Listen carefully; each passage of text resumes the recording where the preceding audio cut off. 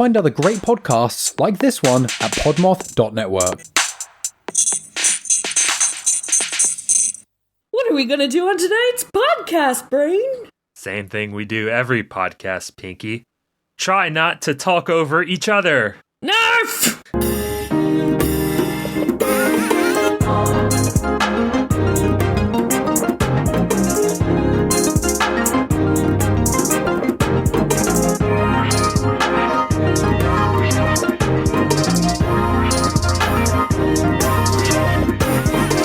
Hi, I'm Molly. And I'm Abigail. We're sisters. And we believe in ghosts.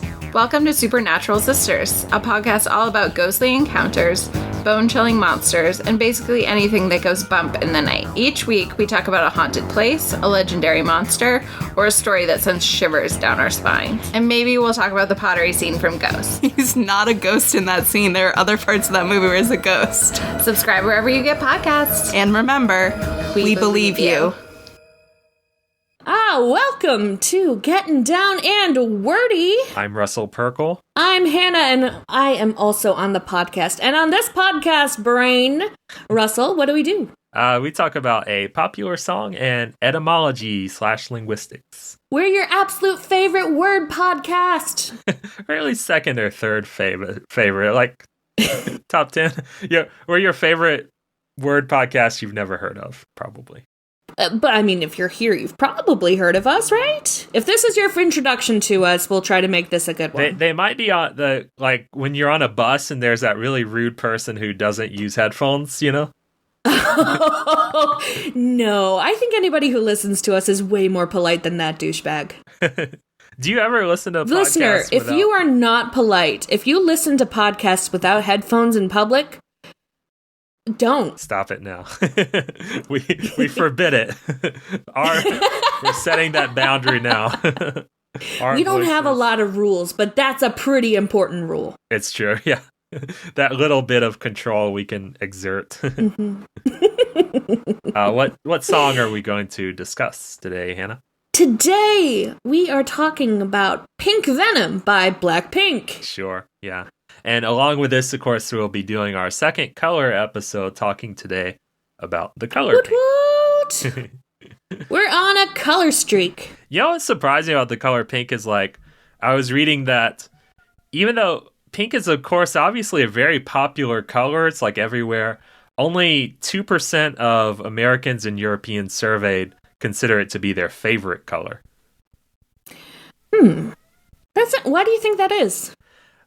It's hard to say, but I think maybe it's just like, it's such like it's a color with so many associations, whether you're associating it with like femininity or some kind of political association, or just in some kind of way, it's become like a radical color, you know? And I think like, yeah, people prefer a color that feels less like it's already attached to, you know, feelings or factions or something like that. That's just my thought. A blank blue canvas, if you will.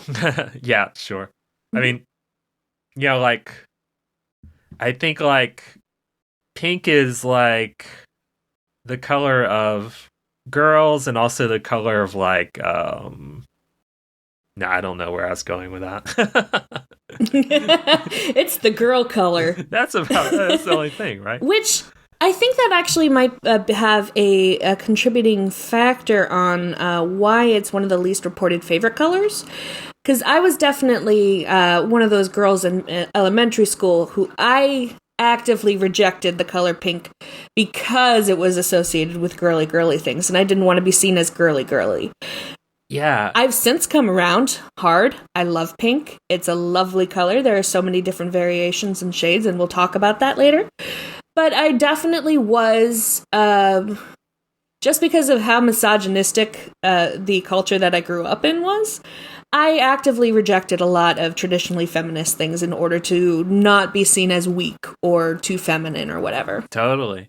Yeah, I really like pink as well. I mean, like, similar to you, I mean, as a kid, I would have never, like, worn something pink or even owned something pink, probably, you know? Yeah. But it's a very nice energy. It's kind of soft at the same time. Like it's a very comforting color. You know, it's like, Yeah. I think it's almost like a candy color. Like it looks like it would taste good. You know, it's like It does look like it would taste good, doesn't it? Right. And you've got right behind you've got a photo of cherry blossoms, right? I have no idea. I don't think I have that. You're talking here? Yeah. No idea. I don't know what those are, but they're in France. It's a pink flowery tree, listeners. Are there cherry blossoms in France? Yeah, there's guess cherry there could blossoms be. in the United States too. Anywhere that has like cherry trees has cherry blossoms. I mean, and like in candy, like pink, if you see a pink candy, usually it's a safe bet.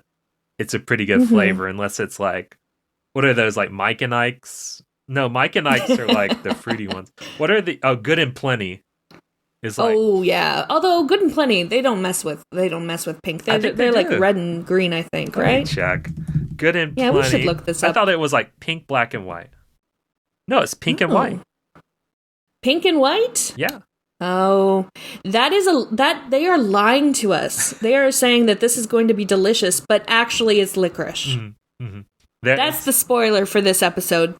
That Good and Plenty is just black licorice. It's a similar duality that Blackpink itself is kind of going for, you know.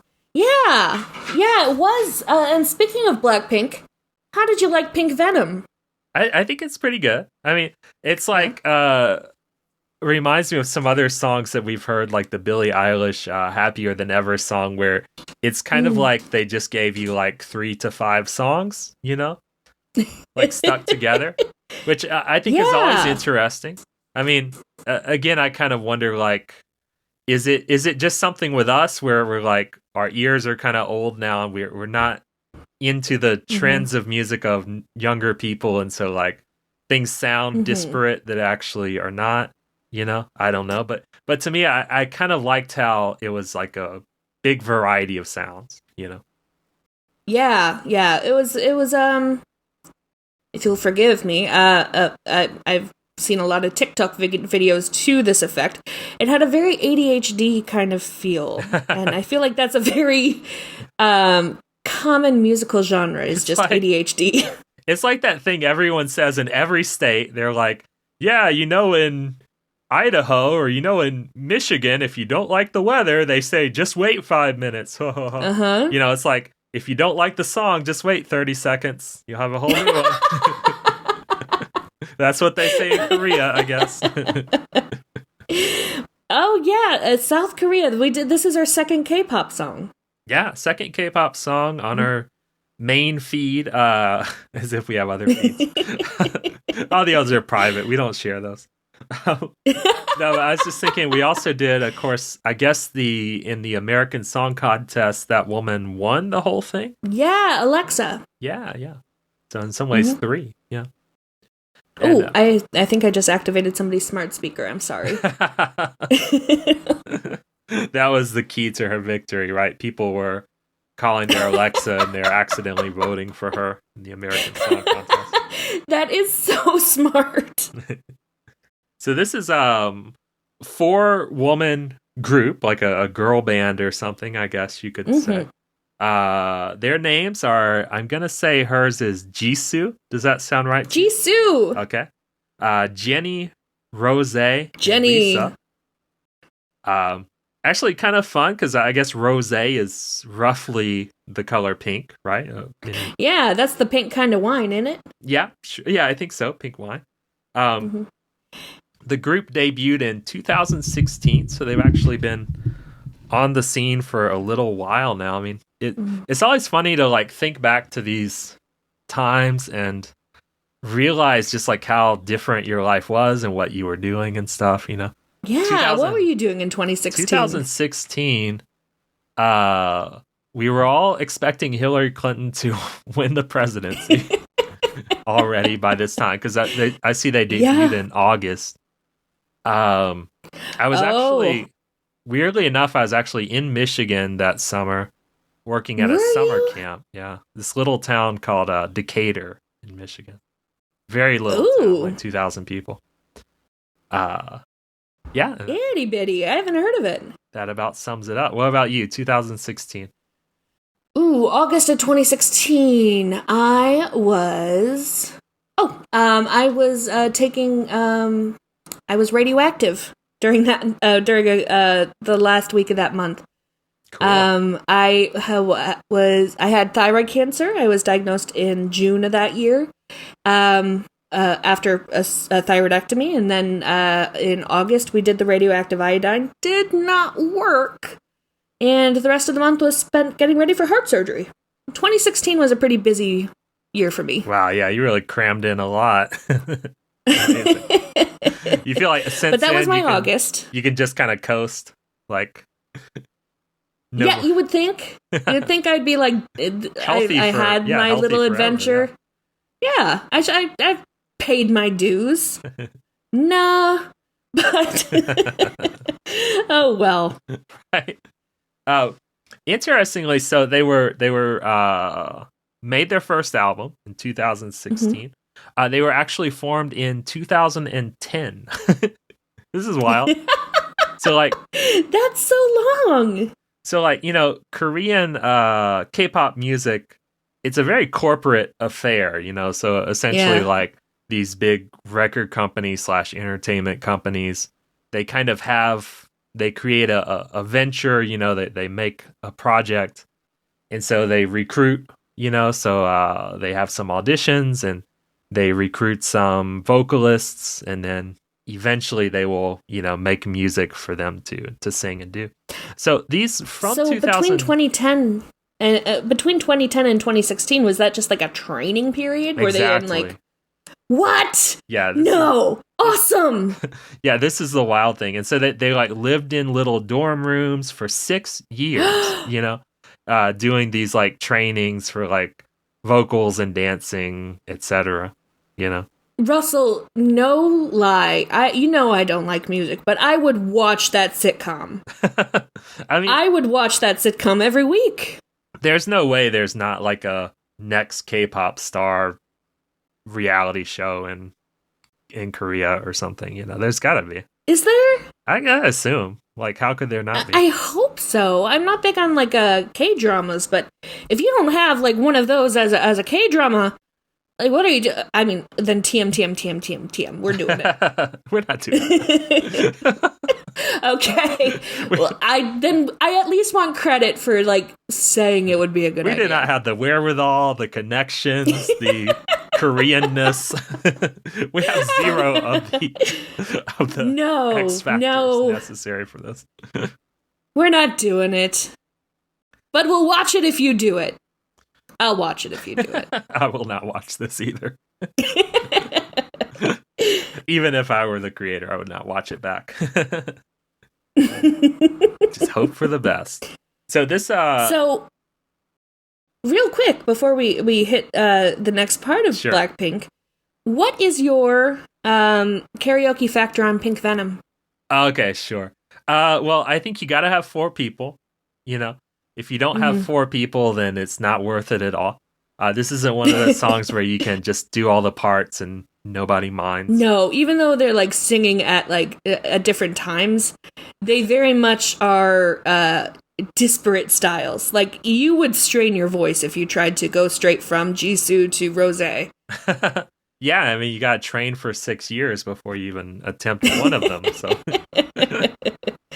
and I also think the more like absurdly different from Blackpink these 4 people are, the better, you know. You gotta have like one like middle-aged bald guy. You gotta have one like talking parrot or something like that, you know. You get yes, right, absolutely.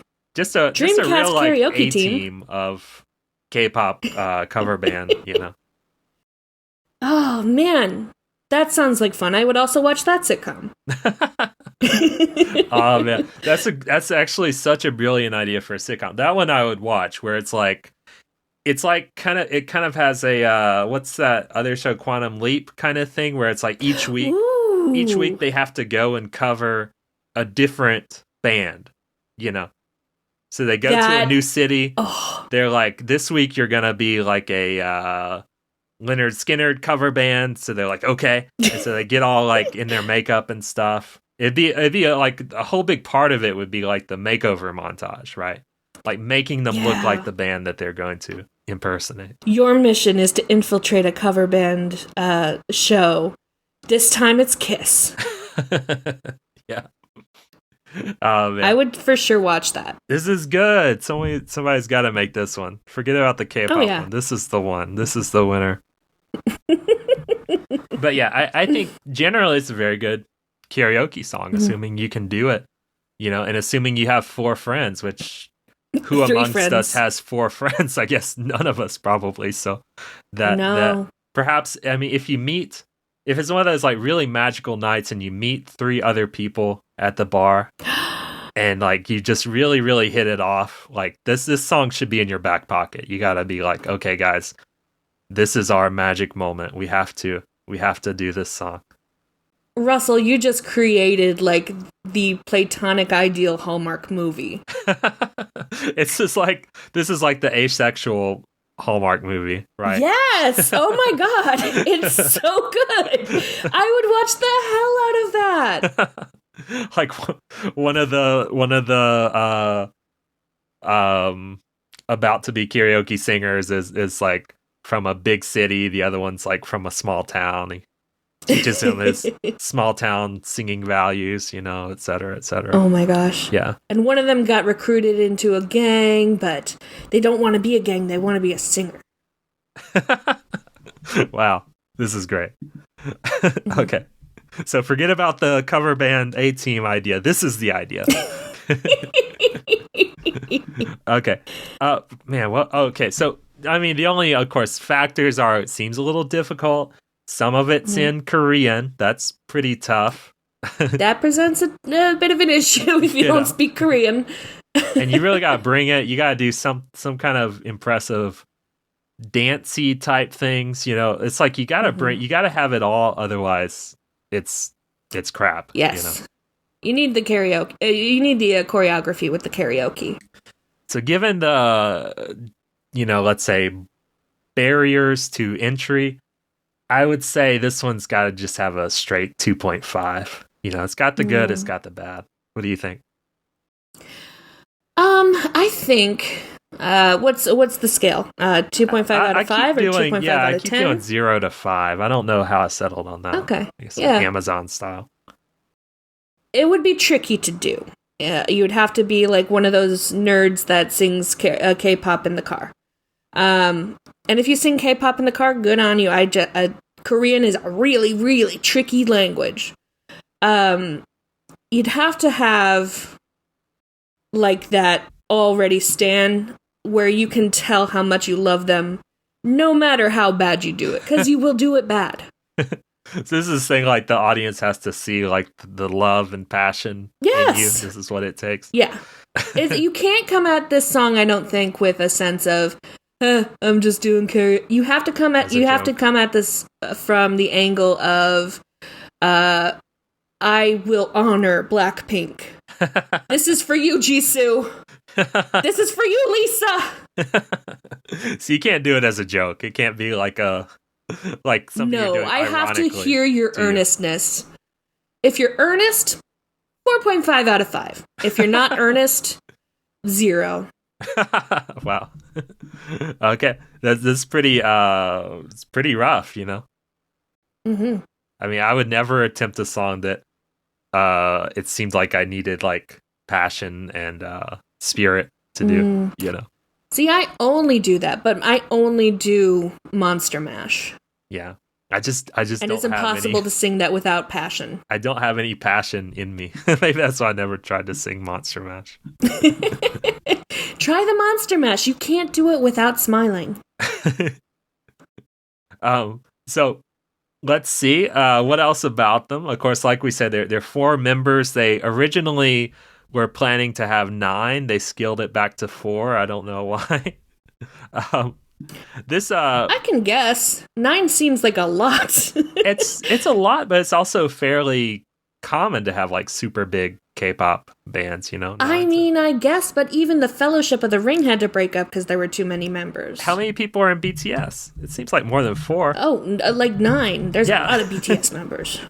1, 2, 3, 4, 5, 6, 7, perhaps. Let's see. Oh, okay. I 7 guess. members. I don't know. Maybe it changed. I have no idea. But a bunch. I mean, 7, you may as well have 9 at that point. But that is interesting because most like American and British boy bands and girl bands they had Usually not 5 or 9. 6. Yeah, usually not 9. Yeah, usually not 9. Yeah.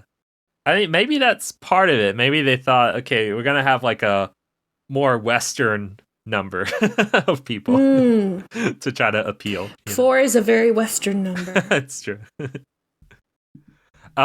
This is the record company is YG Entertainment. They became successful with the band 21, spelled 2NE1, in 2009. Do we know So what- essentially, like, yeah, it's strange, but of course you got to think about their pronunciation. Concepts are a little different from ours. So they see 21, 2NE1, and it makes sense. Or is it like to anyone? No, that's the thing, because you would think if you read it, it would be like 2NE1, but not the case. The name of the band is 21. It looks like 21, but it also sounds a lot like To Whom It May Concern. Of course, yeah.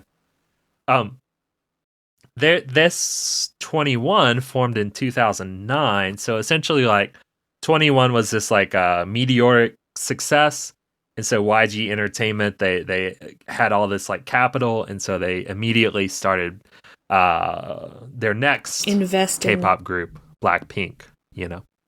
Oh, Blackpink was the second? Yeah, exactly right. Oh, wow. Yeah. Okay.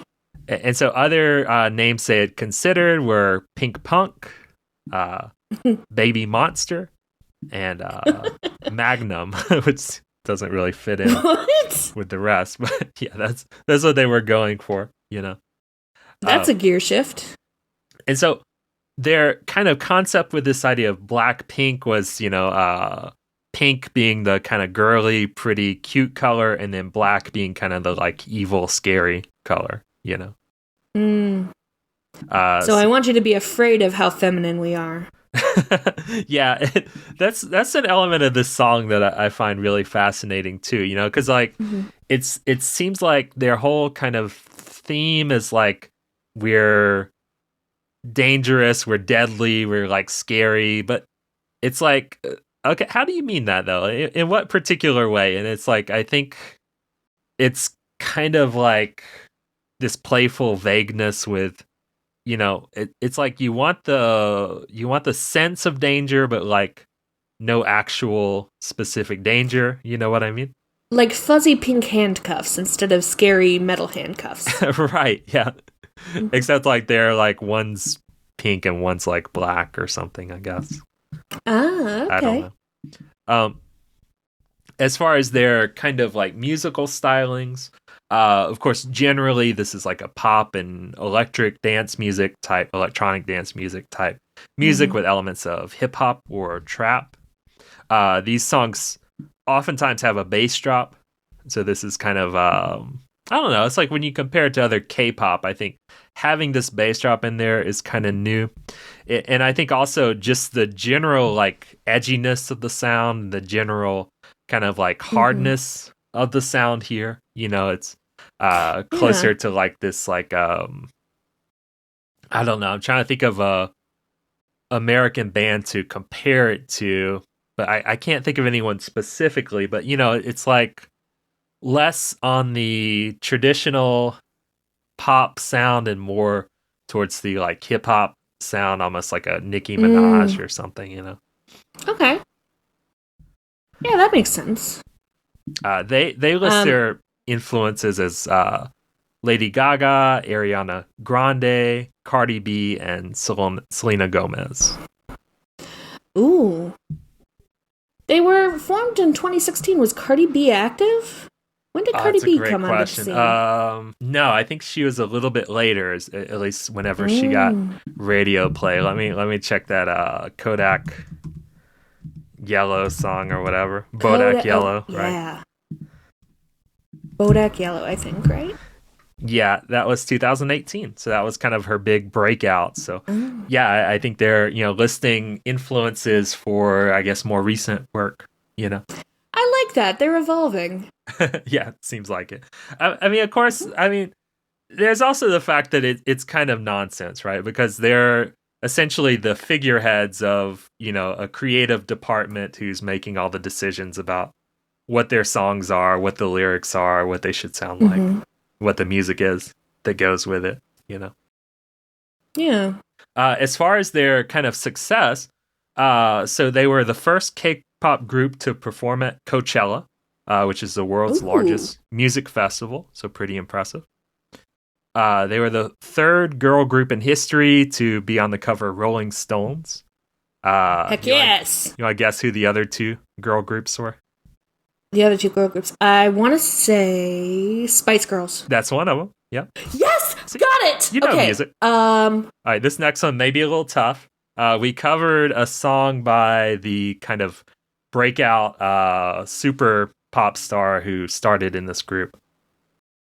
Ooh, was it Destiny's Child? Destiny's Child was the other one. You're right. Got it! Nailed it! I'm awesome at retaining information, you guys. Incredible, yeah. In 2019, they were the most subscribed to music group on YouTube of any music group. And that's in 2019. So in 2022, as of now, they're the most subscribed to music act of any kind, right? So they're actually, the winners of YouTube, essentially, They won YouTube. Right, exactly. They're also the most followed individuals from South Korea on Instagram. So of anyone who is South Korean, they have the most Instagram followers. That's a lot. Yeah, it seems to be. And so a bunch of other stuff about, getting number ones on the Billboard charts and everything. So all this to say, like, they're essentially like a mega hit. They're incredibly famous now inside and outside of Korea. They're essentially like at the top of pop music at this point.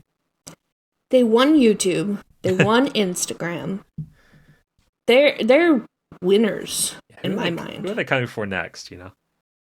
I don't know. They could be the. You think they'll be coming for Eurovision next? They could be the 2024 Republican presidential candidate. Now that Trump's odds are not looking so good, they're gonna be like, "You've had orange, now try Blackpink."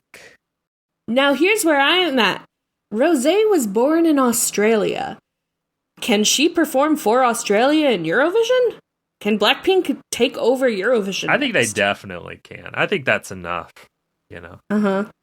Yeah. We got, is there like a petition we can sign? Like, is this something where people get voted into it? Because we got to get that That's started. what Eurovision really needs right now is a good influx of K-pop. That's a genius idea, yeah. Mm-hmm. Or, just call Korea Europe, and then it can be in Eurovision, just like Australia is, Yeah. Not like Koreavision or anything. Korea's basically Europe, I feel like. Yeah? There's not like a whole continent between Korea and Europe. They're as much Europe as Australia is, It's true, they are closer than Australia. They share a landmass. So, difficult topic. But, I'm listening to the song Pink Venom, and it really, more than anything, it just makes me think, like, where is the line between trying to sound like hip-hop singers and trying to sound like black hip-hop singers, Yeah. I mean, I don't know if you got that feeling, but to me, like, it's like in some parts, it almost seems like they're doing like a Rihanna impression or like a Cardi B impression or something, where it's like they even feels like they're adopting like the accents, feels like they're adopting the African-American vernacular, And how much of that is because that's what hip hop sounds like, and how much of that is because it's an active choice that they're making. Yeah. And like the other part of it is, of course, with any genre, like we talked about it with country music back in when we were talking about what's his name? I forgot his name.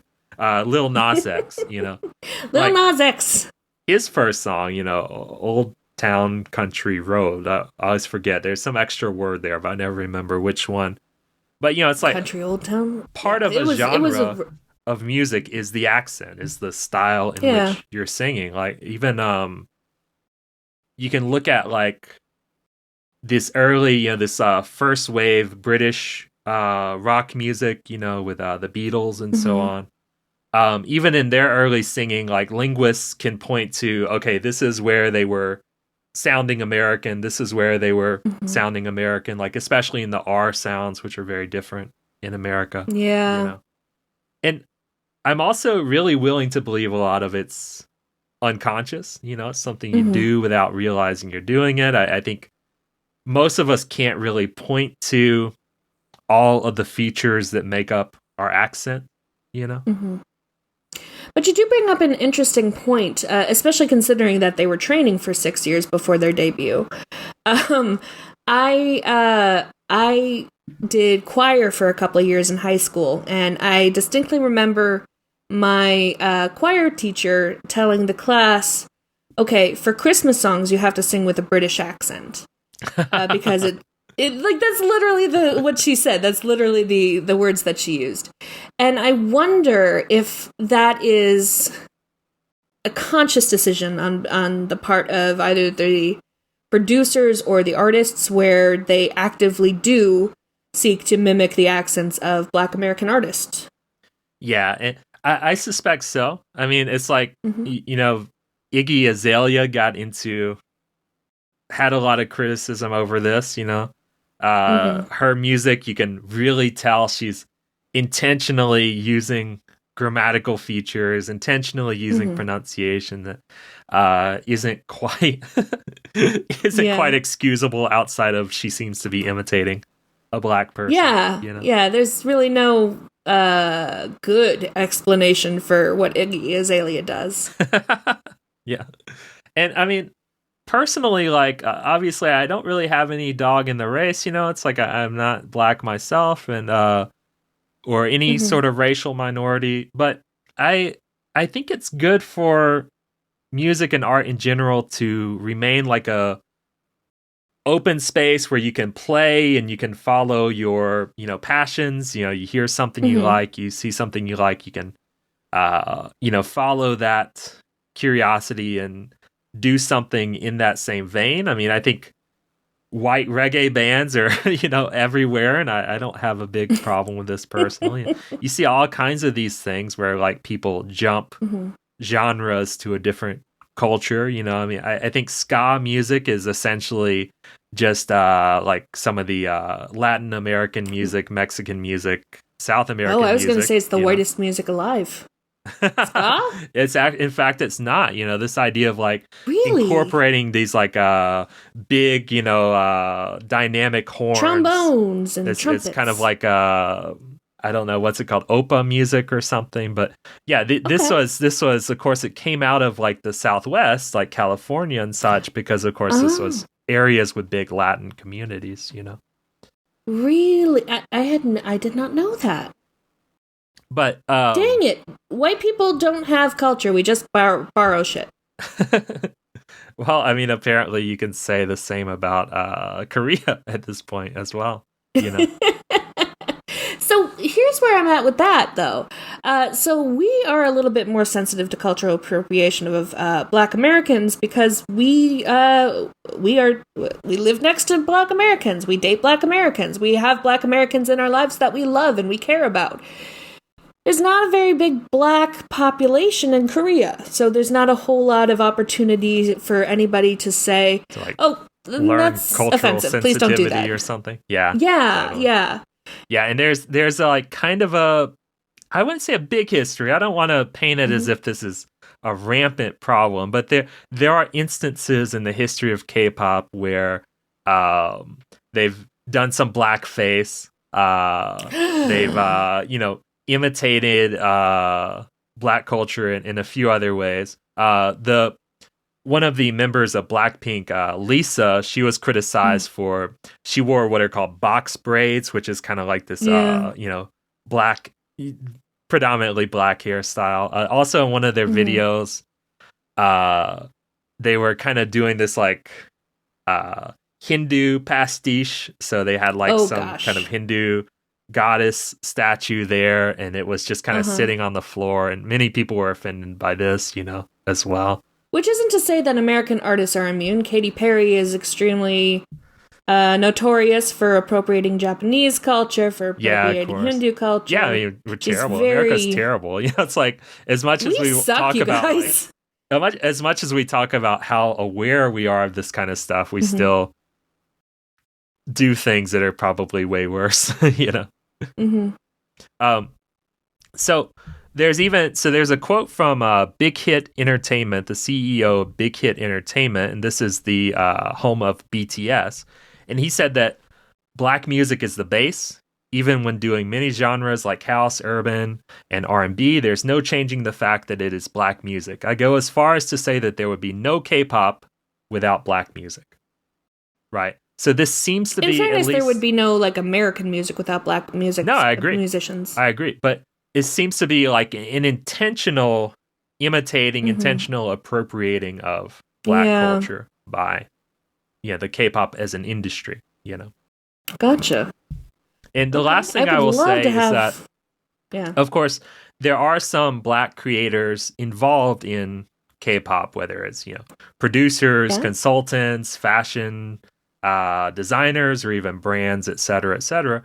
And there are many black K-pop fans, and just like in many instances, these like little cultural insensitivities do not kind of destroy the relationship, destroy the possibility of enjoying the music, having a connection. But what most of them say is, the big issue is not that they're appropriating necessarily, it's that they're not really appreciating, so it's like they're adopting all of these like styles, and they're not really in any ways like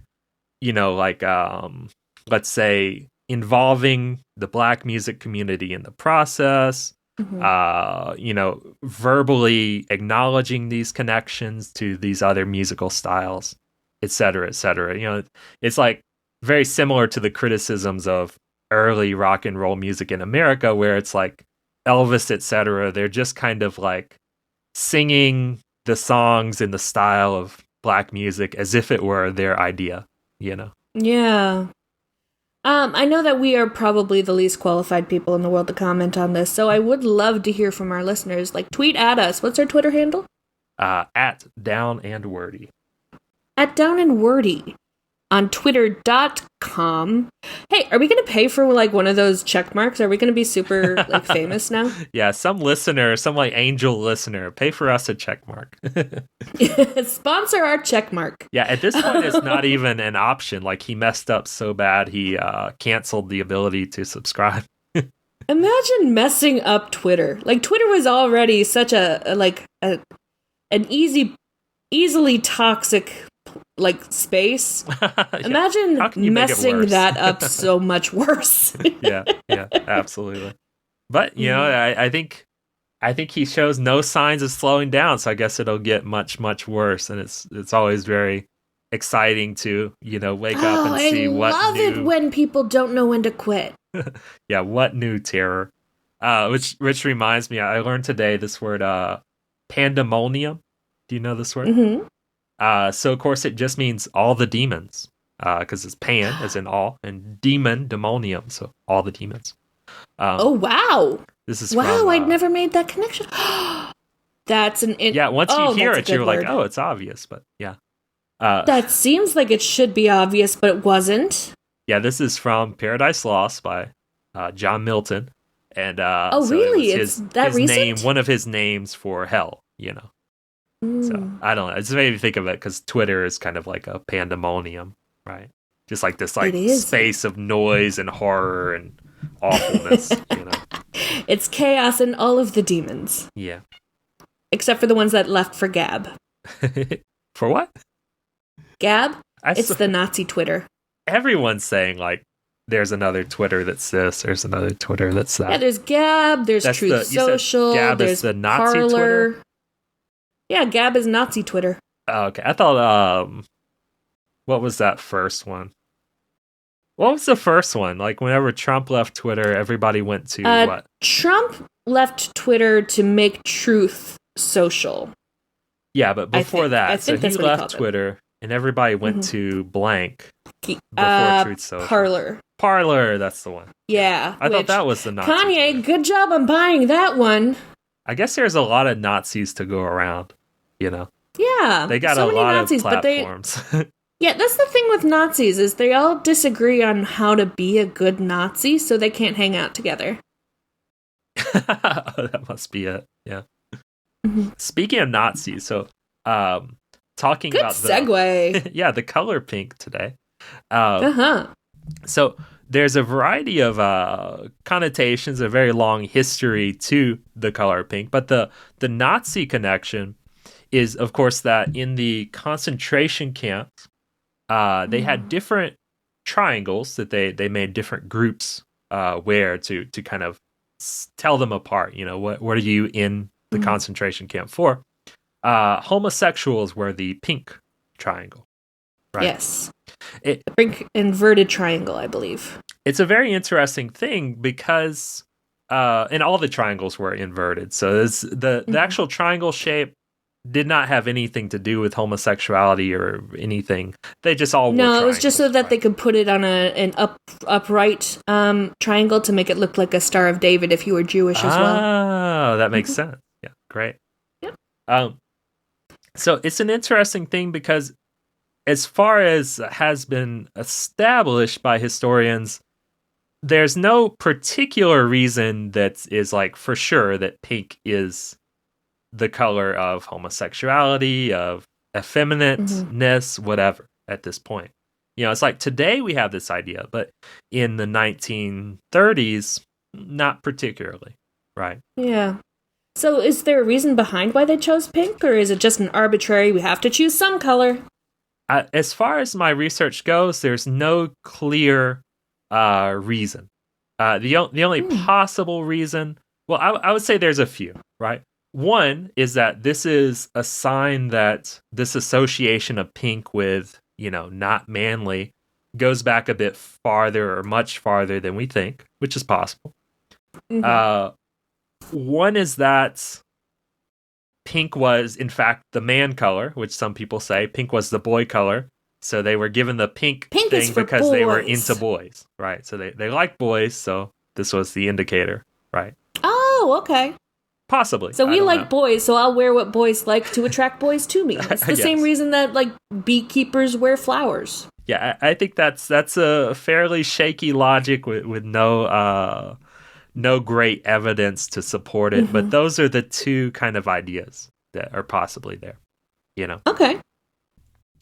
So we'll return to that concept. Yeah. Coming to the beginning, though, talking generally about pink, this color.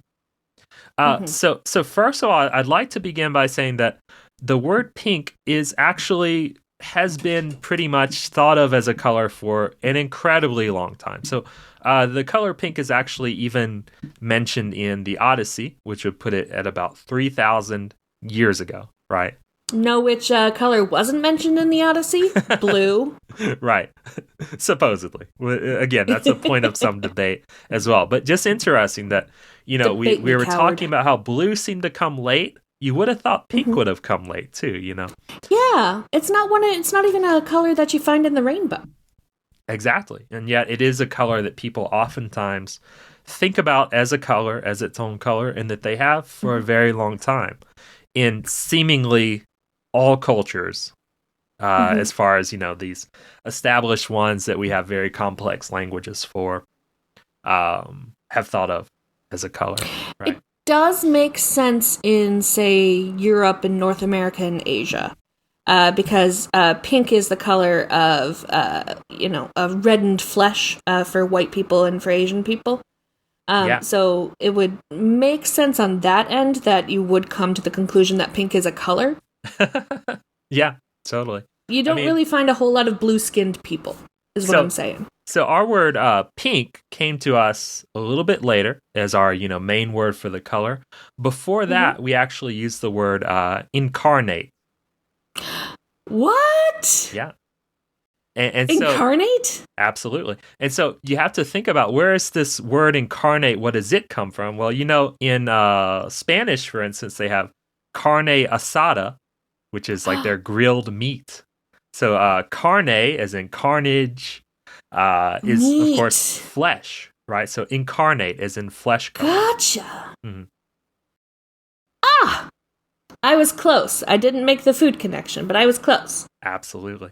Yeah. So of course we had this idea, like you say, we were very fleshy colored peoples here, So we thought of this color as the flesh color. So we called it incarnate, right? And of course we still have this flower today, the incarnation, right? And the incarnations are of course oftentimes pink.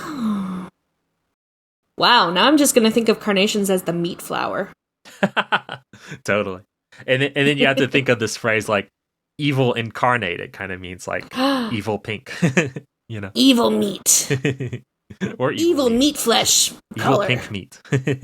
Evil pink meat. So as far as other languages, how do they call their color pink? In many, many, many languages, it's the rose, right? So they name it after the rose in some way or other. So rosa in German and Spanish and Italian. Something like rozove or rozhove in Russian and Polish.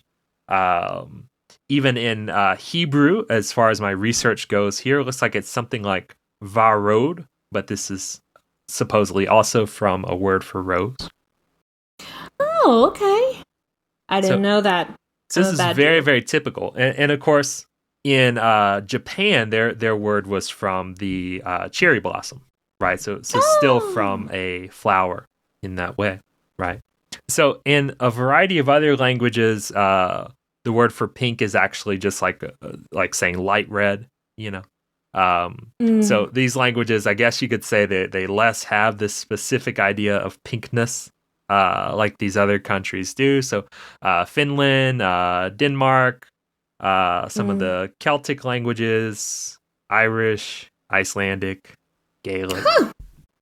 I wonder why that is. Those are all like pretty far north. Is it just because like you don't get pink in the far north, you get bright red when you're too cold? Because we have that too. I when I was looking at pinkish idioms, like Great Britain has a couple that are like, "Oh, I'm pink. I'm pink and healthy. I'm pink and whatever." We don't when we don't say that somebody's pinking. We say that they're blushing or turning red. Yeah, sure, it's true. We don't say they're turning pink. That's a good point.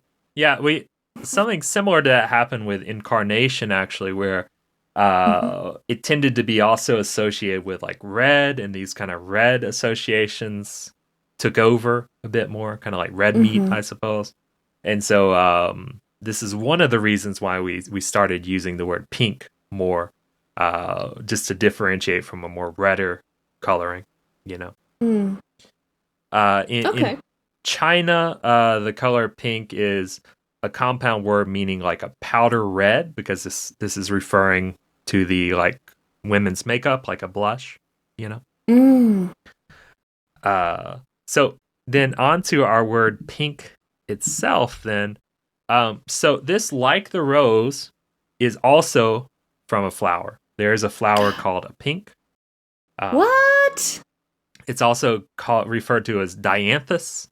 But dianthus, of course, more scientific sort of name. Pink is its more normal name, so pinks or pink, right? That's interesting. I have heard of dianthus. I haven't heard of a pink. I've heard of pink flowers, because there's a lot of flowers that are pink. Sure, exactly. So I would suppose they started saying dianthus, started preferring this just to avoid confusion, Right, because it's hard to understand if you're saying pink, or you're referring to the color of the flower or the type of flower itself at this point. So let me ask you, because earlier on you said that pink has sort of like a candy-ish kind of color. Like you see the color pink and you think, I want to put that in my mouth. Knowing that there are so many pink flowers, does that affect anything? Do you want to have like flower tasting candy, or? Well, I know that flowers don't taste good. I mean, like, I know to some people in some cuisines they're good, but to me, I think they taste very bad. So it's a good point. You would think my lack of desire to eat a flower would affect me, but I think it's like I more often encounter candy that has a pink color than I encounter flowers. So, yeah, spend more time in the supermarket than I do in the botanical garden, I think. So this word pink as the flower originated around the 1570s. And so why do we call the flowers pink? Well, we have a few ideas about that as well. There's two main ones. One is that they have a bit like a black dot in the center, and so they look a little bit like a small eye. And one of the possible origins of the word pink is from the Dutch word pink, meaning like small or narrow. So they thought maybe we call these flowers pink because they look like a little narrow eye here, you know? Okay. And aside of that, our word pink eye is in whenever you have like an infection in your eye. This is actually not because your eyes look kind of pink because they're bloodshot. This is actually more referring to the squinty nature of your eye. Really? Swollen up or closed up a little bit, you know? That's very interesting. Yeah. And so this word pink had a similar kind of, let's say, a similar kind of origin or a similar kind of association as two other words that we're very familiar with, like blink and wink, right? So this, again, puts it into like okay, that seems fairly likely kind of feeling, you know, where it's like we have these words that are kind of have this almost like a pseudo onomatopoeia kind of feeling, like when you blink, you can almost imagine that you hear a blink sound, like blink, blink, right? Yeah. Even though it's not really there, blink, blink. Right? And so listeners, to me, take a second and make your own onomatopoeia. Try to do a blinking sound effect. Let's see. Click, click. No, that's like a click. Yeah, that's like blink, such blink, a hallmark of like a Nickelodeon cartoons. You know, yes, they always have, like, yes, it is. People blink and then there's like a really weird sound effect, like a squishy noise or something, you know. Squishy noise. Yeah, like or something. Or a little fart or something sometimes. Farting out of your eyes. The pink story. Yeah. So even in German, though, there's like this word pink or pinke, I suppose. I don't know if I guess they pronounce these final E's, yeah. And this was their word for like a small salmon. So this also maybe has some connection, some association, right? Some journey from there to there. That makes sense. The other possibility is that, you know, you look at this flower and there's a few kind of noticeable features about the dianthus.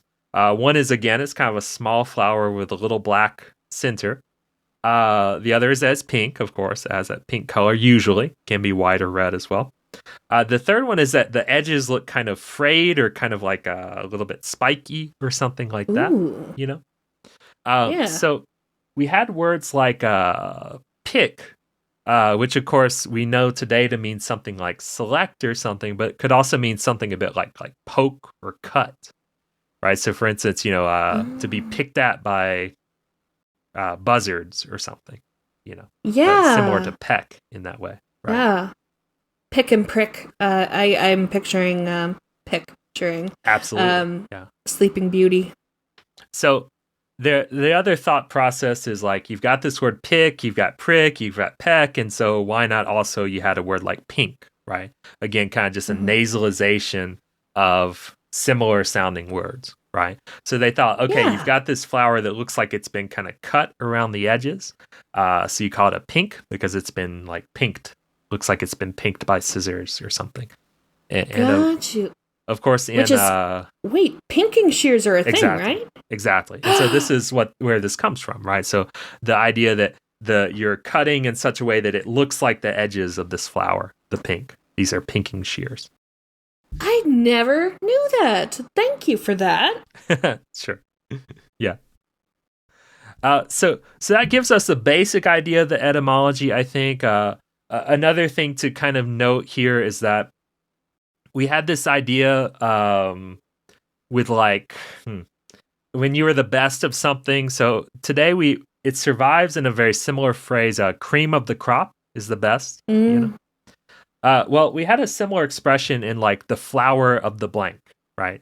And so this is actually, to go on one tangent, this is actually why we call the things, the powder that we make bread from, this is why we call it flour.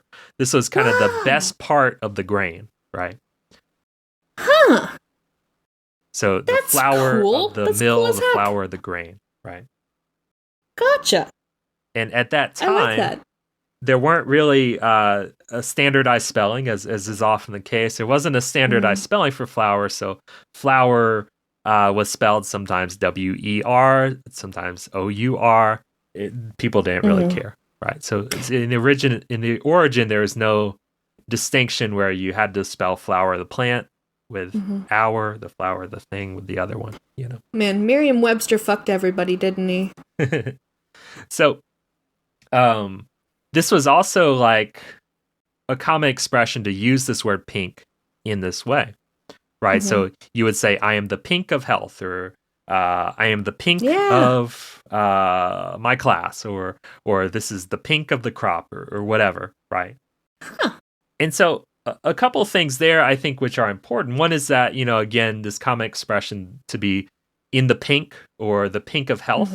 I think you could kind of make an argument that, okay, also having this pinkish complexion is kind of a sign of good health, you know, so you could kind of say, okay, so there's kind of some bridge there between pink as the flower to pink as the color that we're thinking of to replace this incarnation color that's getting a little bit confused, right?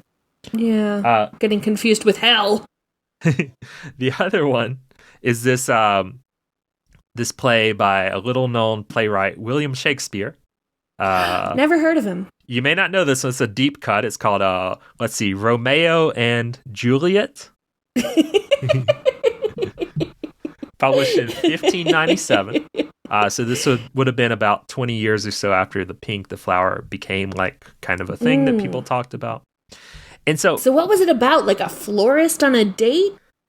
So the whole thing here is they're making a bunch of like dirty, sexy puns about, you know, flowers and health and things like this. So it's gotcha. Mercutio and Romeo chatting. And let's see, blah, blah, blah. Where is the important part? I'll start from there. Mercutio says, "Nay, I am the very pink of courtesy." In other words, I'm the most courteous. I'm the best at being courteous. Right? So good at being courteous, Mercutio. To which Romeo says, "Pink for flower." Right, just confirming that he means flower, but also, of course, flower being a double entendre for female genitalia. And then Mercutio says, right. Gosh. And then Romeo says, "Why then is my pump well flowered?" Right, so pump was a word for shoe, but also for penis. And flowered in this case on the shoe meant like a kind of a ribbon that a bow that you put there that looked like a flower. And then, of course, flowered as in your penis has been flowered. Like people were like expressing their small dick syndrome with their shoes? I think something like that. I think so. I mean, that's amazing. That's it. Yeah. Way to tell on yourself, Romeo. Although he was only like 14. Yeah, it's true. Yeah. Romeo was a sneakerhead, confirmed. Yeah, absolutely. You're right.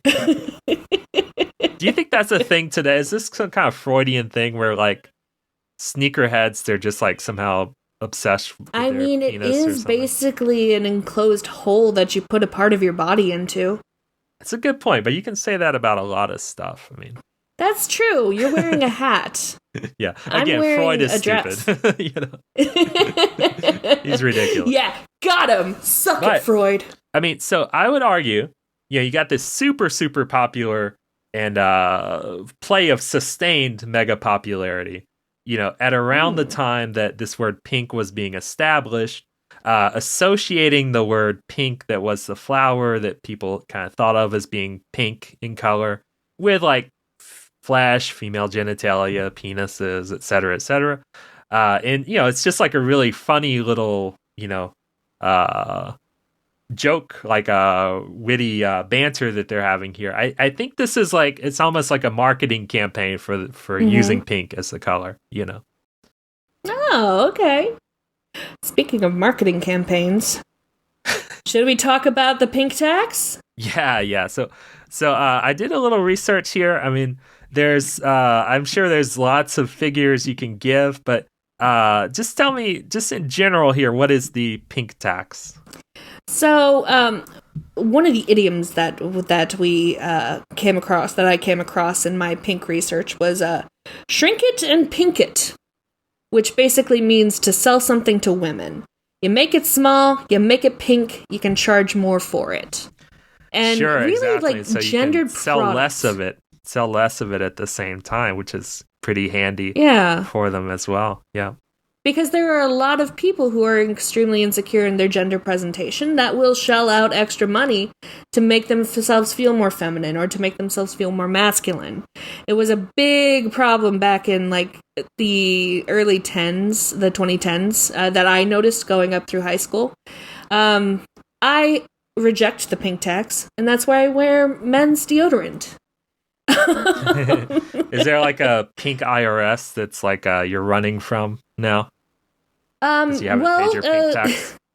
I have gotten a few pink slips in my life. That could be why. Yeah, like if you Yeah. just suddenly get like audited or something for no reason, you'll know why. Wow, this is the opposite of in the pink because I feel sick.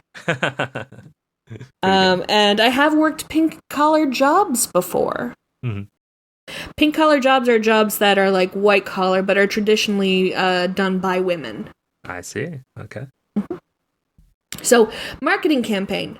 The pink tax is the phenomenon whereby if you split your market into two separate groups, you can sell basically the same thing twice. You make more money that way, and traditionally, it's kind of like cut down a little bit lately. Traditionally, women's products tend to be a little bit more expensive than the ones that are marketed towards men, like 1-to-1. Deodorants, razors. Razors are a famous one.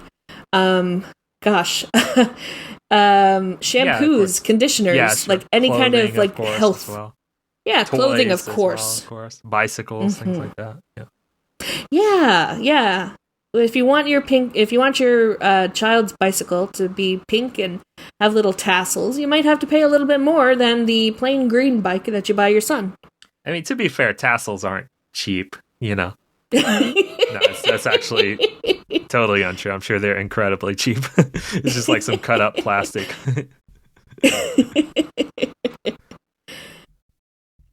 Yeah, so that's the pink tax. So, they've measured this, so like anything from 7 to up to 42% more expensive on various products, right? Just because they're targeted towards women, And I believe that we also consider, or lots and lots of feminists do consider, the fact that you have to pay taxes on feminine hygiene products, on pads, on tampons, and menstrual cups. They consider that a pink tax. Like, there's only one group of people that has to buy this item, and they have to buy this item for their health. So charging tax on it, where you have no equivalent that's marketed toward men. You have no, there's no control group, basically. Yeah, that's really rough. I mean, and just to think that women are both earning less money in many cases and also having to pay more money for things. Like, how do you do it, Yeah, and oh my gosh, haircuts. Why didn't I think of that? Sure. Haircuts are way more expensive if you go to a hairdresser that specializes in feminine haircuts than you do if you just walk into Lady Jane's. Unbelievable. And of course, to this day, they have not made a Flowbee for women. I think that's conspiracy right there. You don't know Flowbee? It's the vacuum cleaner that cuts your hair. You've never seen this? It sucks your hair and cuts it. People been sitting on this technology. Well, the trouble is, of course, it's very bad technology, but it is a thing that exists. So it's like it has a gentle sucking thing. So of course it pulls your hair into it and it cuts it at whatever rate, whatever space in the pipe, it's cutting at, so all Is your it like hair a becomes bladed the fan same length. inside? Do what? Is it like a bladed fan inside? I can see how that would be dangerous. I never used one, but it's a thing. So speaking of like pink for girls, kind of the one association we have. So at this point, I would say most places in the world have this cultural association. Even a country like India, where pink is famously like very popular with both men and women. Yeah. Nowadays, you can see some evidence of like pink being like the girl color. There's like this in central India, an all-girl vigilante group called Gulabi Gang, and Gulabi means pink. And they hold rapists and abusive men accountable by hunting them down and beating them with sticks. Right? Fuck yeah, Gulabi Gang! Yeah, it's cool.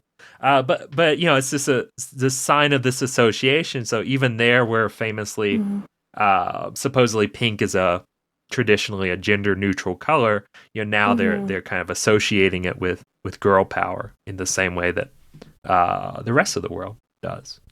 Blackpink. I mean, to hear them describe their band name, they're clearly associating pink with these ideas of like cuteness, girliness, etc. In that same way, kind of just the spread of Western culture, American culture, I think. It's toxic. It's almost like, it's not like a venom. It would be more like a poison. Oh yeah, it's so tricky. Are they using venom in the right way? I have no idea. No, a venom is something that is injected. So there aren't a whole lot of flowers that have. Because one of the lyrics is a pink venom. The pink venom is a venom from a flower. Oh. So maybe it's like poetic... a Venus flytrap type flower. So it's like biting into you. A Venus flytrap, but with venomous fangs. Super cool. Yeah. You got to put that into Dungeons and Dragons, right? To Wizards. Oh, hell yeah. Hell yeah. So, what about the history of this idea of pink for women? I think this is kind of the last thing I really, really want to touch on, but it'll take a little while. So generally here, as we said, there's some associations between different things traditionally with different cultures. So in Eastern European cultures, this was associated with marriage. In Belgium, they say here also traditionally used for boys in Belgium. In Japan, this is like the color of spring, right? So in America, we think of green when we think of spring. In Japan, they thought of the color pink because, of course, because of all the cherry blossoms, I hope. Yeah. In Thailand, it's supposedly the color of Tuesday. I don't know. Pretty cool, though. Ooh, hang on. Tuesday. That's the day that's usually associated with Venus, isn't it? Or is Venus Friday? Yeah, I'm pretty Tuesday. Sure we did a thing about Tuesday before. Yeah. So Tuesday, Venus pink, I think, is the connection on that end, right? Oh wait, yeah, it's a good point. So let's make sure we're right about that. So Monday is like the moon day, Tuesday is something else, Wednesday is like Odin, and so on. I think also Zeus on that day, I guess. Thursday was Thor / whoever. Friday was Frigga whoever is the thing. So Frigga, I think, was their Venus equivalent, right? Or yeah. So not Tuesdays then. So different. Not day. Tuesday. Okay, just clear that up so you don't have to. Nobody message us about it. So this idea of pink for girls really solidified not that long ago, maybe the 1950s. But what was it before then? What were these associations? In my opinion, it's a little harder to make some like clear, definite answers to this. A lot of people will say traditionally blue was the girl color, pink was the boy color. And of course here you'd say, okay, but starting when? Because humanity is a few 100,000 years old, I suppose.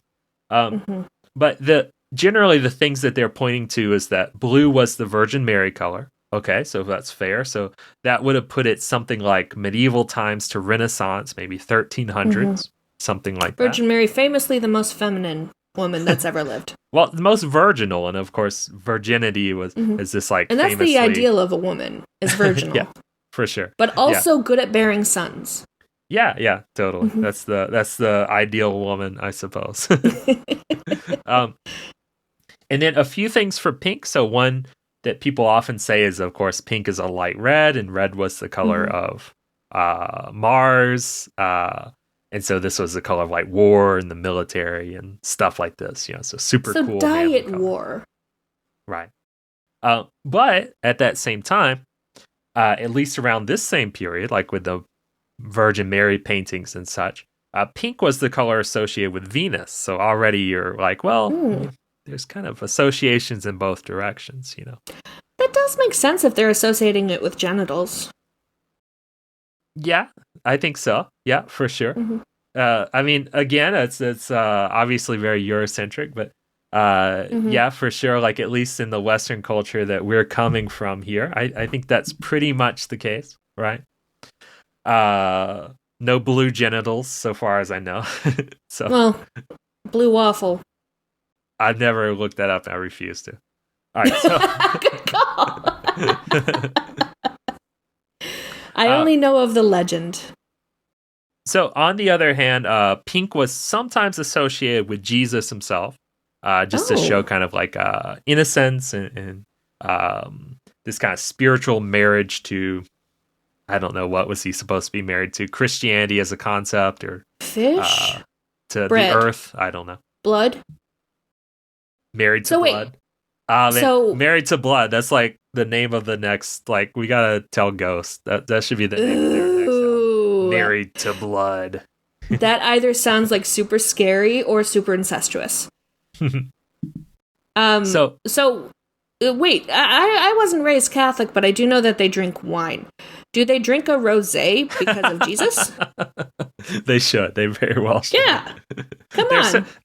I guess they figure since it has to be like blood, they drink a red wine. Because that just crossed my mind too. It doesn't seem like they ever drink a white wine. But, yeah, nobody ever brings up a Chardonnay at communion. But like Jesus presumably had white blood cells too. So like, why not? It's modern times. We know science now. We know biology. What color is blood, listeners? We may never know. Yeah, it's true. All right. So the next thing of kind of some importance that is often referenced. So far we've got essentially maybe there's some association of blue with women because of the Virgin Mary. And maybe there's association of pink with men because it was close to red. But to me, this direct association with pink with Venus, the god of like love and beauty, seems much more significant. So I would say even then, there's already some pink associated with like love and romance and marriage and women. That's why they make the best tasting Starburst, the pink one. Ooh, that's a controversial statement there. I'm on like nobody would agree with me because I'm on team yellow Starburst. I'm on team yellow. Wow. Hell yeah, man. That's insane. Oh, if you don't want your yellow Starburst, I will take your yellow Starburst. Exactly. Yeah, that's okay. Now that's a call to action. Okay, listeners, if you ever have yellow Starburst, just mail them to us. We'll give you our home addresses for this. It doesn't matter which one. We'll both appreciate them. Yeah. And banana Laffy Taffies are the best ones. So in the mid 1700s, Madame de Pompadour, the chief mistress of Louis XV, pink was her favorite color, right? And she was like really crazy about it, wore a lot of pink. They named a French porcelain manufacturer named Sèvres, I think, or Savre, I suppose. Named a shade of pink after her called Rose Pompadour. And so this became kind of a color of like luxury, color of the nobility, of, opulence, right? So I'm picturing Charlotte from the Princess and the Frog is Madame de Pompadour. Absolutely. Yeah, you're right. so at this time, it wasn't necessarily associated with women. Like still here, it seems like men and women both used pink, right? But again, it's a very, very high profile woman who's kind of a symbol of feminine beauty. Let's see, repping pink, Yeah. One of the original influencers. Finally, well, next up, coming back to this Nazi concept. So again, at this time, there wasn't any really, really strong, like, boys can't have pink, men can't wear pink, girls have to only wear pink sentiment. But possibly there are some associations, as we've seen, associated to Venus, associated to Madame de Pompadour, etc., etc. And so then in these Nazi concentration camps, this would have been whenever they made this association of pink to homosexuals, And in my research, I did find one quote that made this argument. So it said that, let's see. So the Nazis forced gay men to wear a pink badge. Ever since then, pink has been thought of as a non-masculine color reserved for girls, right? So essentially they like kind of made pink off the table for men because you didn't want to be associated with this symbol of gayness. And so then it became the woman color, right? Gotcha. So if you subscribe to pink is only for girls and guys can't wear pink, not only is that like homophobic, a bit misogynistic, it's also stemmed in Nazi propaganda and Nazi ideology. So don't do that, maybe. Yeah, it's very true. Yeah, literally. Gender Nazi. reveal parties are based in Nazi ideology, and I'm sticking to that story.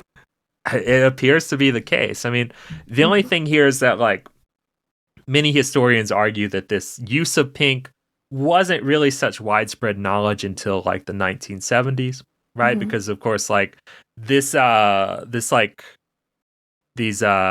say, genocide against homosexuals in Germany, this wasn't really the main thing that people associated with the Holocaust and with World War II, right?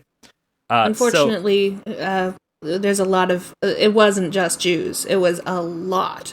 Like, the first people that the Germans tried to kill were the Germans. Yeah. Absolutely. So it's hard to say exactly, okay, was this concept of the pink triangle, was it viral enough that it kind of spread into world culture? I mean, to me, generally, like, there's such a fear of, like, for men not being masculine enough. There's such a fear of doing anything to make yourself not seem masculine, especially in those days and that time. I think it's a fairly... it's not such a stretch to say that, like, any kind of whiff of association would have been quickly, blown up, And then the other thing that I would say is just generally German culture and even Nazi culture, this had a huge impact on America. I mean, you can, read lots of histories before we entered the war about, people agreeing with Hitler, people, supporting Hitler, admiring Hitler, et cetera, Luckily today, there's no Nazism in America, so. Thank goodness that's over with. So possible connection there. Again, kind of these little things that kind of add up, perhaps. So then after World War II, so of course you had one possible kind of influencer here for the blue side of it was oftentimes blue, navy blue was like a good military color. They also, many people point out, very popular to dress little boys in sailor suits because it's just adorable, right? So you had these little blue suits. Adorable, but I do wonder where that came from. Like, we don't dress little boys up as like Air Force pilots. Oh man, sometimes I do think about that. Like, can you imagine like seeing a little baby like dressed as a soldier today? He's got like the green like camo thing going and like the kind of weird jackety pockety. I would immediately kind of make several assumptions about his parents. I'll be honest with you. Absolutely, yeah. So then after that, in about 1950, I'm gonna say around 1950. Let's see. 1953, perhaps. I think that's a bit closer. But anyways, around the early 50s, President Eisenhower, his wife was Mamie Eisenhower, and she was both a kind of a fashion symbol and just generally a beautiful and glamorous woman of the time. She was kind of the Jackie Onassis of her day, you know? Ooh. And she was also someone who loved the color pink, like was really obsessed with it, right? Okay. And so the argument is that this time, whenever I suppose this sort of modern sense of celebrity and their impact has started, you know, essentially the paragon of you know, women of Femininity. status and beauty, you know, love pink. And so this kind of caught on. And then in pretty short order after this time, you know, Marilyn Monroe did, let's see, what was her movie called? Gentlemen Prefer Blondes, where she wore this like iconic pink dress. Audrey Hepburn in 1957 made the movie Funny Face, where they sing an ode to the color, saying, if she's got to think pink, blah, blah, blah. Right. So it really seems to have blown up in early cinema. I mean, maybe even you could argue this was not that long after the introduction of color, widespread introduction of color cinema. So maybe that's a part of it too, you know. And this is the first time that a lot of people are seeing the color pink. Yeah. And finally, one more thing, and I'll finally be done with all this. So, of course, in the 1980s, the ultrasound was invented, you know. So before the ultrasound, you couldn't really guess what your baby was going to be. I mean, there were ways to guess. Actually, there were like lots of little like folk traditions of predicting the gender, right? I had when I was in high school, my Chinese professor was pregnant, and she said, "I didn't need to see an ultrasound. I don't need to see an ultrasound. I know it's a boy just because of how high I'm carrying." I've heard that. I think. Why have I heard that? I don't know.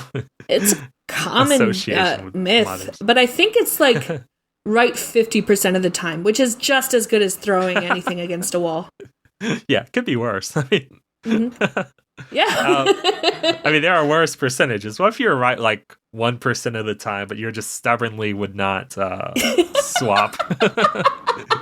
I am 99% sure I'm wrong, but god damn it, I'm right. It's tradition.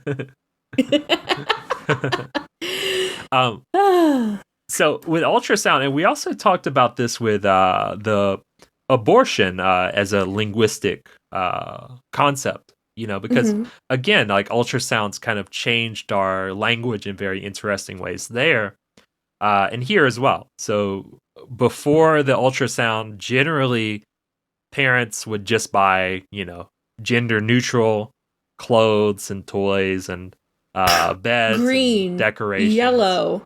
Yeah. Let's do red, I guess. Exactly. They also use a lot of white because it's easy to bleach, you know, so easy to clean. And brown because it doesn't look dirty. Yeah.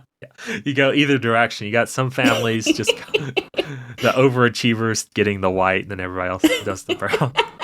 By the time they have to hand it down, it's gray. And so this was, of course, the kind of introduction of pink and blue as like a useful coding for, you know, gender or let's say girl. Sex at birth as well, right? Exactly. So of course nowadays hospitals use this system as well. That's very interesting, and it's kind of interesting that this whole pink is for girls and blue is for boys, and there are no other genders. It was so like heavily influenced by capitalism, by the idea that these people are going to go out now and spend money, and it hits on the pink tax again. You're basically doubling your profits, but your profit margin by forcing somebody to buy the same product twice, in different colors. Yeah, it's true. If you have two kids, one's a boy, one's a girl, you can't just give them the same toy. No, God forbid that your son should sleep in a pink bedspread. That's true. That might turn him gay. Yeah. I often think like, and this is just silly conjecture, but America is this country with like a very short tradition, you know, very short history. You know, it's like, whereas other countries have traditions and cultural, you know, these kind of cultural things that have been built up over centuries. We just have like advertising instead. A Macy's catalog from the 1950s. Yeah, that's our exactly. text. Yeah, and a lot of the things we kind of remember and feel like wisdom to us are actually just like old ad campaigns and things like that. Yeah, Speaking of, do you want to talk a little bit about the Baker Miller pink? Yeah, let's do it. Let's hear it. So, this would have been, what, in the 1950s we were talking about?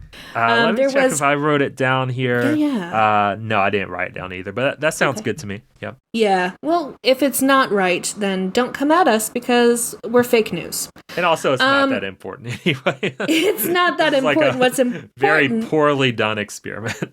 Yes, it was very poorly done, and it was never effectively replicated. In fact, the Santa Clara replication ended up pretty poorly.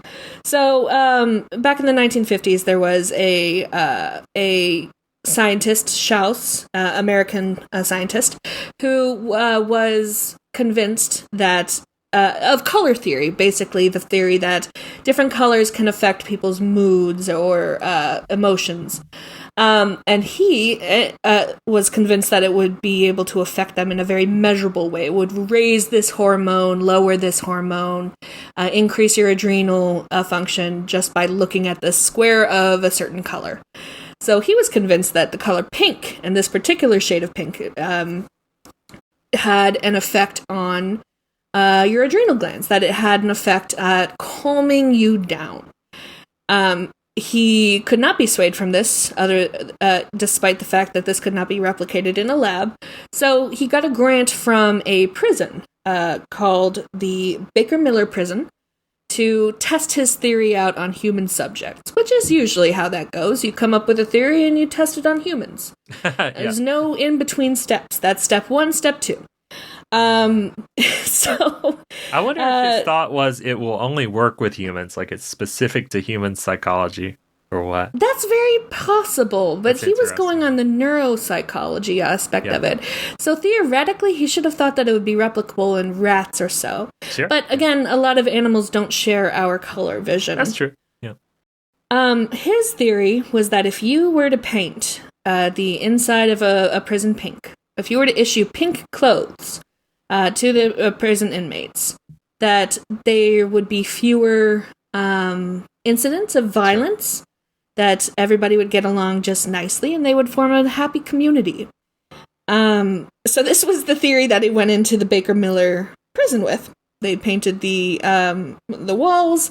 They issued everybody pink clothes, including pink underwear, and in fact, their theft reduced significantly. Yeah. But this experiment only lasted like a year or so, and he reported that it was an outstanding success. Right. And I'm sure it wasn't, a blind experiment in any way. It's like the prisoners could see that something was going on and all these things, expectations. Oh, yeah. So on, yeah. No, it's definitely, there's a bit of an effect where you see the scientists walking around and you're like, I should probably not stab this guy.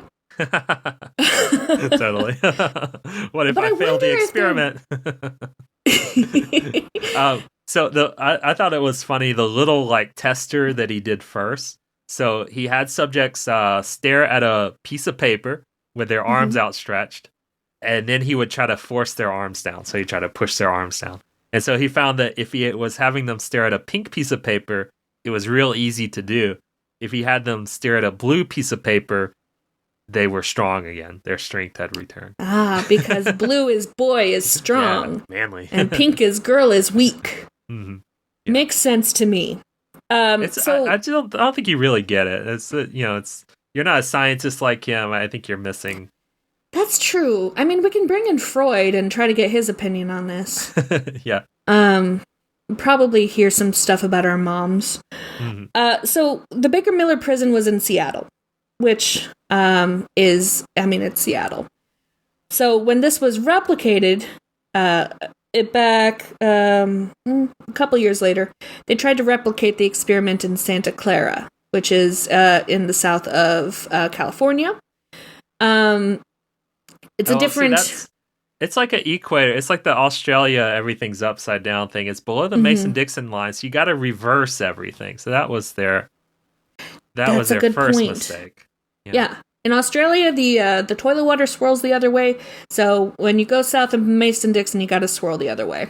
It's obviously, yeah. The opposite swirl of pink is blue. So. Definitely. So while the first month of the experiment had like a very slight decrease in violent incidents with inmates, that could very easily be chalked up to the white coat effect, with the scientists all milling around and like, are you going to stab that guy or not? Or even just chance at that point, Further on in the experiment, they found that the prisoners actually became more aggressive, became more thefty, more a little bit more stabby. And there's a couple of theories to that. The first theory, of course, is that Dr. Schaus had no idea what he was talking about. Sure. Color theory is bullshit, and it does not have a marked effect on your hormone production. The second theory actually plays a little bit into 1950s misogyny, 1960s misogyny, 1970s misogyny, 1980s American misogyny. In that if you sort of force pink or anything feminine on anybody, then they will react poorly because pink is seen as feminine, is seen as weak. They feel kind of humiliated, perhaps, even. Right? Yeah. And demoralizing effect, I suppose. Yeah. And a group of prisoners is likely to respond somewhat aggressively to the implication that they're not super manly, for example. One person that tried to take advantage of this color theory early on was actually a football coach. Have you heard of Coach Hayden Fry? No, that name, I don't watch football, so name me. Yeah. Should I know who that is? Is he super famous? No. Okay. I think it's fair not to know who this is. He is a football coach in Iowa. So not a big football. Like it's not your U of M. It's not your Texas. It's not your Alabama. Zing. Take that, Iowa. Screw you guys. Iowa. You're not Alabama. Suck it. I bet you're so dumb you listen to podcasts on the bus without headphones in. So in 1979... I only say these things because I think nobody lives in Iowa. I think their population's like 8. It's just corn. So that's fine. Yeah. Corn and like corn that's gained sentience and started walking around and such. Yeah. Well, it's the children of the corn, and you really don't want to piss them off. The show is like corn. You know, they listen to a lot of podcasts because they're all ears. Of course they do. They beat you to it. Zing, you did. I love that one. That was a perfect one. Oh man, what were you talking about? Okay, so the football guy. Yeah, Hayden Fry, the football guy. He had a psychology degree from Baylor, and he was kind of enamored of color theory. So when he was brainstorming ways to help his team win, he was like, I have the perfect plan. I am going to paint the opposing locker room pink. That'll lower their aggression. That'll lower the other team's... Basically, I'm going to cheat using psychology. Bunk psychology, but still. So to this day, Kinnick Stadium still has a pink locker room. Wow, it still does. Amazing. Still does, yeah. And there's been some backlash, if you can imagine that. Huh. The most, originally when this first started in 1979, I don't know if you can imagine it, but there's kind of a lot of super macho guys in football. Huh. Yeah. I don't know if it's probably that like foot penis metaphor connection we talked about earlier. So there was another coach of U of M. His name was Sham Beckler. Was so enraged at the pink locker room. He caused a huge stink on it, and that's one of the things that Fry would say is, if the opposing coach came up to me and said something about the pink locker room, I would know that we were going to win that game. because it bothered them so damn much, and they threw them off their game. I mean, I'm getting the feeling they're not one of the major super winner football teams in the country. I've never heard of them, so I don't know how successful this is. But they have a fantastic at-home record, especially when Fry is in his position. So Schembechler was the U of M coach, and he was literally enraged by all of this Pink stuff. So he would, every time that he played at Kinnick Stadium with his team, they would paper the entire locker room in U of M colors. To the effect that they had during Fry's term, I believe, a 2-1-1. So they lost 2 games, they won 1 game, and they tied 1 game. That's a pretty crappy record for playing football against Iowa. So it wasn't without effect. And that tradition of U of M papering the locker room in U of M colors whenever they play at Kinnick, it's still going on today, and they still have a really crappy record at playing at Kinnick. So wow. Maybe it does work. Amazing. I'll be sure to never paint my office pink. I don't want to. But here's the thing: I think it only works because of misogyny. I think that's probably true. Yeah. Mm-hmm. So, I don't know. So, they have to play, Berkeley, some really progressive football team. Oh, yeah. And see if it still works. And so, if it doesn't... You guys are playing in pink. Yeah, my socks are pink. What is wrong with you? Mm-hmm. Exactly right. My middle name is Pink. I had very hippie parents. I'm listening to Pink on my headphones right now. You can't tell because I'm listening it with headphones instead of in public like a douchebag because I'm good. Honorable mention to Pink, the other pop star we probably should have done for this episode. Oh, yeah. Well, on this episode, Russ, we don't just cover one song in the American tradition. That's we also true. do... What else do we do? We also do Eurovision! Yeah, we do. This week, all right, so we're talking about the Rasmus, or the Rathmus. I forget how exactly it's pronounced. Is that a TH in there?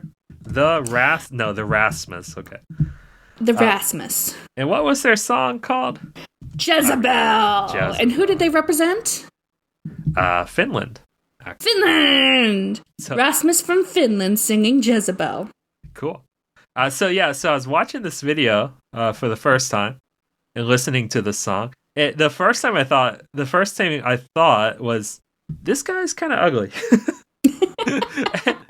And he looked like he was too old and pretending to be dressing, trying to look younger, you know? Yeah, hello, fellow kids, where's the gang at?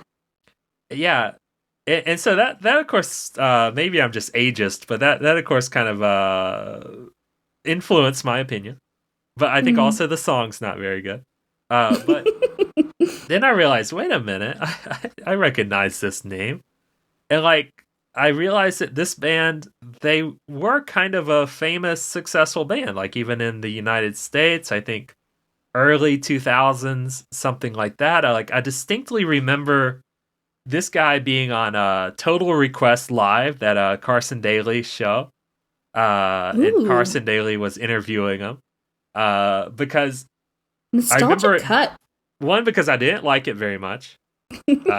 2, because I have an incredible memory. I remember basically everything. And 3, because he was saying that his bandmates were making him smoke cigarettes, so his voice would get more grisly and metal sounding. That sounds literally toxic. Now literally, it's venomous even. Yeah. And now in 2022, we can see the effect on his haggard 43-year-old face. This is what cigarettes make you sound like. Yeah, he's this whole video is one of those The Truth ads, you know. Oh. So how'd this song do you know? I do know. It ranked 21st out of 25 songs. It's not great. Okay. Not so great. Not so great. Finland's had a couple of rough years in its time. I think they did pretty well last year, but this year not so much. Oh, man. Better luck next year, Rasmus. And the song, I mean, the music video is filled with, like, fun things. Like, there's that big flashing double X, which I think is a reference to XX chromosomes, Yeah, femininity, womanhood, and it's basically a celebration of, it's La Vida Loca, but make it Finnish. Yeah, I didn't pick up on that, to be honest. They should have made their connection a little more obvious. But yeah, I love that interpretation. Well, Ricky Martin would never smoke. He protects his voice. That's true. He would just like beat up his nephew that he's sleeping with or whatever it was he did. What? You didn't hear that? Like no. Ricky Martin, it was this year, I think. He was like having a romantic relationship with his nephew and also abusing him. Okay, so don't do that. First of all, don't have an abusive, incestuous relationship. I'm sorry, I don't mean to like kink shame, but don't. Okay, of course, alleged, whatever. But yeah, so that's the story. Around July of this year, Ricky Martin was accused of abusing and also having a sexual relationship with his nephew. I don't know how old the nephew was, but I think they were both adults. Ricky Martin, you're canceled. Stop watching so much Game of Thrones, Ricky Martin. House of the Dragon is not meant to be like what do you do? What is it when a kid jumps off of that's what it is, but what do you call it when like a kid is wearing a Superman cape and jumps off the roof because he thinks he's Superman? Imitation or it's sort of, I don't know. Yeah, something like that. Yeah, I gotcha. Anyway, don't jump off the incest roof. Yeah.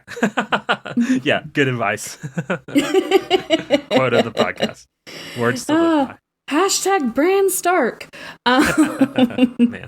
So this was not Did you enjoy it? No, but I don't enjoy a whole lot of music. It was interesting. I picked the song before I'd listened to it. It was kind of funny that it like was thematically so similar to Pink Venom. Just true. Dangerous woman and everything. It's just from the man's perspective this time. Yeah, absolutely. You're right. Which is what a lot of music needs is more men's perspectives on women's power. Dancing about women. I mean, this is a band from 1994, so you got to understand, it's a different time. Every man was singing about like dark, dangerous women, whatever, you know. So that was just the thing, you know. Mm-hmm. But yeah, Speaking of dark I think that's dangerous, kind of the whole problem with this song as a Eurovision song is like it really feels like some old song from a style that's not in vogue anymore. Yeah. And even a bad version of that. Like I listened back to their original hit song that I didn't like before, and compared to this song, it's great. You know, it's much, much better. So they've actually gotten much worse at music over the decades. Again, maybe it's the smoking. I don't know. Oh, burn. Burn on you, Rasmus. Speaking of burn on you, we are at this point when this is coming up on the Christmas kind of season. We'll probably be post Thanksgiving and fully in the hygge, fully in the Christmas by now. So I wanted to teach you a little bit about one of my favorite Finnish Christmas traditions. It is the tradition of the Nuuttipuki. Nuuttipuki. Am I saying it right? Yes. Nuuttipuki. You gotta say it like the Swedish chef, but make it Finnish. Okay, gotta kind of squeeze those vowels in. Yeah, Nuuttipuki. Yeah, Nuuttipuki. Okay, but you gotta be careful. You can't say pukey because then that's like a word for vomit. So you gotta squeeze the newt part. See, you would be very it's Nuuttipuki. Nuuttipuki. Nuuttipuki. Okay, got it. It's so Joulupuki is the name for Santa Claus, basically, and it's not a one-to-one Santa Claus. Finnish Santa Claus is it's sort of like the Neanderthal of Santa Claus. Like, he's seminal. You definitely see a lot of traces of the Joulupukki in our tradition of Santa Claus, but they are two distinct species. Utipukki is the tradition whereby young men on the eve of Christmas will dress up like goats and go from house to house that has just had their Christmas dinner and demand the leftovers. The leftover wine, the leftover food. They'll go up and it's very trick-or-treaty. It's almost like a Halloween situation. It is. It's very I love Halloween-y, the idea. very... I love the idea of savory Halloween. Like, I'm not that into candy. You could go somewhere and they like give you a pork chop or something. That's great. Here, kid, here's a baked potato. I have steamed you a carrot. Awesome. Okay, dress up as goats. They go get some leftovers. They'll go into these houses and they'll basically do like a reverse Christmas carol. Cool. They'll sing rude songs to the family there, basically demanding the leftover food. Either you sing back and beat me in my rap battle, my impromptu rap battle. Oh man, or that's great. I get your leftover turkey. And that sounds very charming until you remember they are dressed like goats. That's true. So I just rewatched evil Severance. Of animals, right? You know what? Your girlfriend showed pictures of those goats, and I am on Team Goat now. Team Goats are cute as hell, especially with their big floppy I've never ears. Met one, honestly. I guess I must have seen one at a petting zoo or something at some point in my life. Yeah, one of the cider mills up here has a petting zoo with it's not even, you're not supposed to pet the goats. You're just supposed to look at them and feed them pellets in a bucket. But they are cute as hell. Yeah. They make the cutest noises, and they're smart. So I'm on Team Goat. And they love Satan, which also they do. Badass. And Satanist goats are the best kind of goats, actually. Sure. Okay, so is there any more linking there, or like from how do you get from goats demanding leftover food to Santa? Oh, well, I forgot to mention the reason that I went Christmas on this one is because Rasmus's first their first performance was when the original two band members were in 8th grade. They did their 8th grade Christmas party. I thought that was very, very cute and charming. Fantastic. That's adorable. Yeah. Yeah, isn't it though? I hope someone gave them like some turkey and mashed potatoes and stuff for it. It's also a weird connection because like I was listening to Blackpink. I just had it on just randomizer, Ooh. And they seem to have done like a Christmas album. Nothing more to it than that. A K-pop Christmas album? Yeah, but it's like American Christmas songs. Please tell me they collab with BTS. I have no idea. Maybe they did. You have to check into it. YG Studios or YG Entertainment should do like a Christmas album where they bring in somebody from they bring in a song for every one of the groups that they represent. I think that would be awesome. Yeah, for sure. I'm not going to tell you how to do your job because I don't know, but do that. Yeah, I know even less. So. Okay, so they're goats. They're asking for leftovers.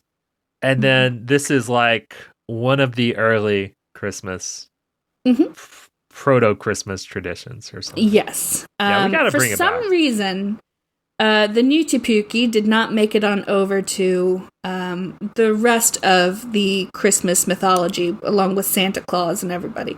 Like, we got a little bit of the Krampus, which has kind of a little bit in common with the Utipukki.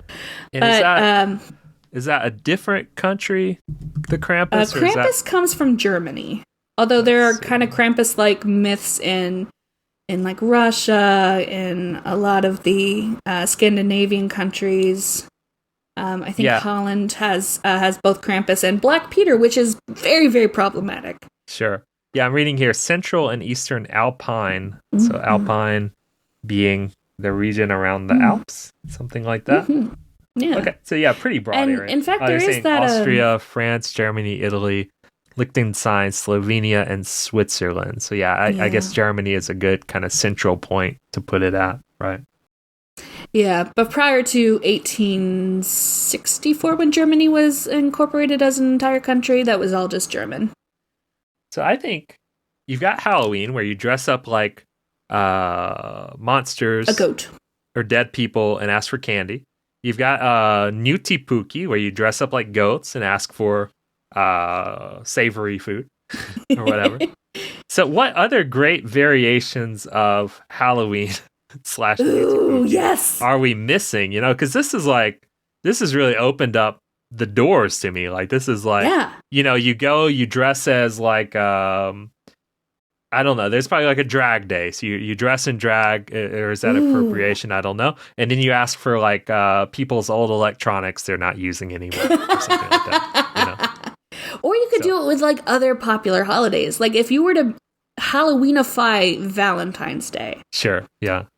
what would you do? How would you Halloweenify Valentine's Day?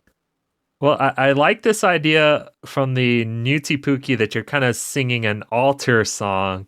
So it's like you're being like playfully like negging them.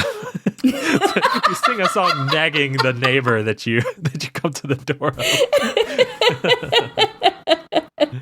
Just a gentle neg. And if they can't out neg you, they have to give you like condoms and other I don't know, sexual paraphernalia that is not gross to share with someone. I think it would be very easy to Halloweenify St. Patrick's Day because everybody dresses like they're Irish anyway. It's true. And tries to scam you out of free beer. Yeah. So you just go door to door and do it instead. Oh yeah, That's you just go door to door. Hey, I'm Irish. How much Irisher am I than you? Give me beer if I'm more Irish than you. So everyone just does their like most like racist Irish impressions, and whoever's the bigger monster gets to keep their stuff. So, all right, I think that's our call to action this week. Listeners, if you have any ideas for other like Halloween / Nutipuki variants, just say it out loud. It makes me happy. It makes me smile every time I say Nutipuki. Yeah, really getting this really kind of rolling off the tongue at this point. Yeah, very nice. All right, guys, thanks for listening. Have a great week, and don't forget to follow us on Twitter at Getting Down and Wordy. Absolutely. Yeah. All right. Also, we have a Facebook now as well, so you can check out the Facebook page. Just go on Facebook, look for Getting Down and Wordy. Yeah. Just search that. Hopefully by the time this comes out, Facebook and Twitter are still like things. Well, I was gonna say hopefully they're not. I mean, that's I'm willing to sacrifice whatever slight marketing edge we get for those two things ceasing to exist. We'll all go to I'd say we all go to Parler and just like crowd out all the Nazis there, you know. Just with like cookie recipes and well, I mean, you know, they hate Lizzo they hate songs. everyone who's not them so much that they'll just leave. You know, they'll just get so annoyed they'll leave. True. You know? So yeah, let's take over Parler. Although Kanye West did just buy Parler. Oh wait, okay, never mind then. All right, we'll table that back to the drawing board. We'll figure that out. We'll do like Gab or one of the other Nazi Twitters. All right, and that's it. We need a sign off to our sign off, but we don't have signing off. Later. Ish.